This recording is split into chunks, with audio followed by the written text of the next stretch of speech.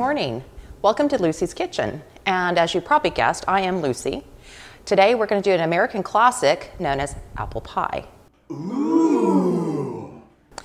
The first thing we want to do is start with a good apple. And to me, the best apple for pies is the Granny Smith. You can use others such as Braeburn or there are other numerous different kinds, but I find that Granny Smith is the best. It's tart and a perfect complement to the sweetness of your sugar and cinnamon that goes into your filling. Okay, so once we've decided on which apples we're going to use, myself, I'm using the Granny Smith as we described. You'll take 5 to 6, maybe even 7 good-sized Granny Smith apples, peel them, core them, and cut them in small slices.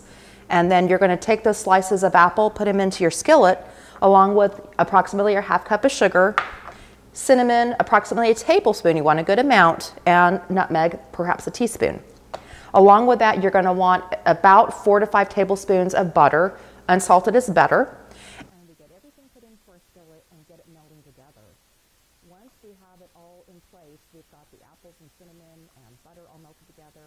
I put about a tablespoon of flour in to have everything meld together without having too much juice. And now we're ready to put this into a pie pastry. So the first thing we want to do is we're going to take 1 cup of all-purpose flour and 1 teaspoon of salt for every pie crust we make. Once that's in, then we take approximately 2/3 to 3/4 cup of your shortening and you blend that with a pastry blender and you just mill it all together like this until it resembles cornmeal. Once you're at that point, you're ready to add ice water.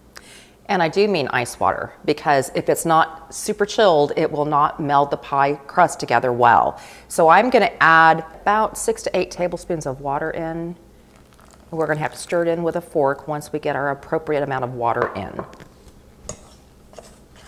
It may take a little bit more, but I always start with a conservative measure and then go from there. If it gets too wet, then it's not fixable. You just want to blend it enough so that it sticks nicely together, and then you're ready to put it onto your mat to roll it out to make your first pie shell. All right, so now we're ready to begin making our pie shell, and I have just rolled it into a ball first and then just a nice patty. Taking a floured rolling pin, just roll it out in concentric turns so that way it is round as you go.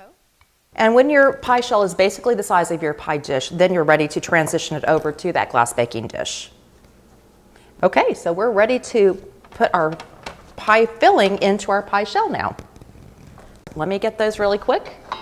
We've got them all prepared and ready to go in. And remember I said you put a little bit of flour in with your butter and apples and salt, cinnamon and sugar. So that way we've got all of our apples in place, ready to put on our next pie crust.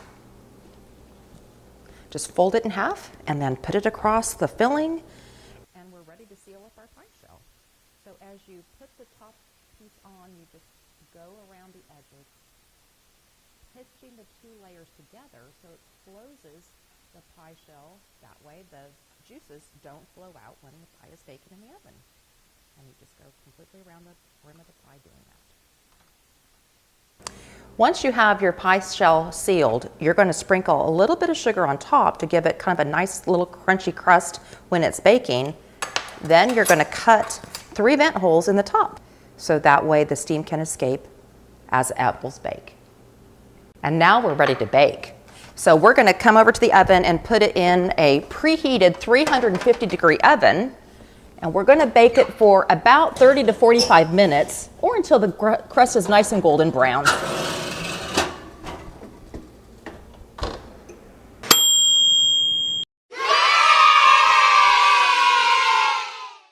Okay, we are ready to serve this beautiful apple pie. I'm going to cut a piece here for us and get it dished up.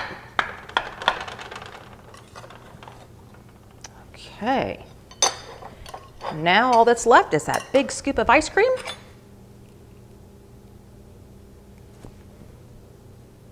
Oh. So that wraps it up for today. Thank you so much for joining me. I hope you enjoyed it. I hope you learned something, and I hope you come back and join me on another time. Thank you so much.